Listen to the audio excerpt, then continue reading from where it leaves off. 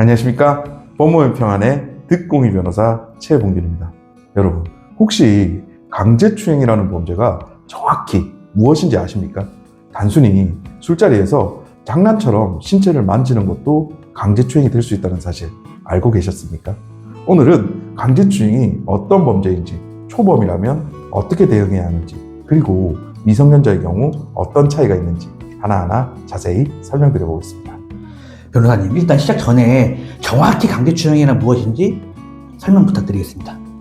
네, 강제추행은 우리 형법상 강간죄와 나란히 규정된 대표적인 성범죄입니다. 강간이 폭행이나 협박을 통한 성관계, 즉 성기삽입에 이른 경우라면 강제추행은 폭행이나 협박을 이용해 성적 행위를 하지만 삽입까지는 이르지 않은 경우를 말합니다. 그런데 판례가 확대해서 해석을 하게 되면서 강제추행의 범위가 굉장히 넓어졌습니다. 단순히 폭행, 협박 뒤에 성적 행위를 하는 경우뿐 아니라 상대방을 겁주지 않았더라도 갑자기 기습적으로 신체를 만지는 경우도 강제추행으로 인정되게 된 것입니다. 이것을 기습추행이라고 부릅니다. 그래서 오늘날 강제추행죄는 생각보다 쉽게 성립하는 범죄로 평가되고 있습니다. 만약에 내가 가해자가 됐는데 초범이라면 가장 중요한 대응은 무엇일까요? 네, 초범의 경우에는 가장 중요한 것이 피해자와의 합의입니다. 합의가 이루어지면 기소유예로 사건을 끝낼 수도 있습니다. 하지만 현실적으로 합의가 쉽지는 않습니다. 피해자는 수사 단계에서 국선 변호사의 조력을 받을 수 있지만 피의자는 구속되거나 특별한 사유가 없는 한 국선 변호사를 배정받기 어렵습니다. 결국 합의를 직접 시도해야 하는데 이 과정에서 피해자에게 연락을 잘못하면 자칫 스토킹 처벌법 위반으로 또 다른 범죄로 처벌받을 위험이 있습니다.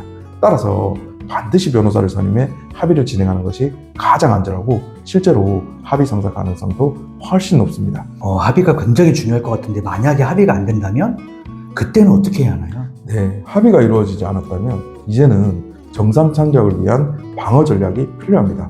범행 자체는 인정하되 행위 정도가 가볍고 깊이 반성하고 있으며 재범 위험성을 줄이기 위해 노력하고 있다는 점을 보여야 합니다. 이렇게 하면 재판부가 선처할 가능성이 조금이라도 커집니다. 초범이라면 예외적이긴 하지만 이 과정을 통해 벌금형으로 사건이 마무리될 수도 있습니다. 다만 성범죄로 유죄 판결을 받으면 신상정보 등록은 피할 수가 없습니다. 하지만 등록이 곧바로 공개, 고지로 이어지지는 않습니다. 공개, 고지까지 결정되면 사회적 불이익이 너무나 크기 때문에 변호사의 도움을 받아서 공개, 고지가 되지 않도록 적극적으로 방어하시는 것이 필요합니다. 가해자가 미성년자인 경우는 어떻게 되나요? 네, 이 경우 진짜 심각합니다. 미성년자의 경우는 성인과 다르게 처리됩니다. 초범이라 하더라도 소년분류심사원에 수감될 가능성이 존재합니다. 합의를 했다고 해서 성인처럼 기소유예가 쉽게 되는 구조가 아닙니다. 대신 소년 사건의 특성에 맞게 보호처분이나 수감 조치가 내려질 수 있습니다. 또한 촉법소년이나 범죄소년으로 분류되는 경우에는 성인처럼 바로 형사처분으로 넘어가는 대신 소년부 재판을 통해 사건이 다뤄집니다.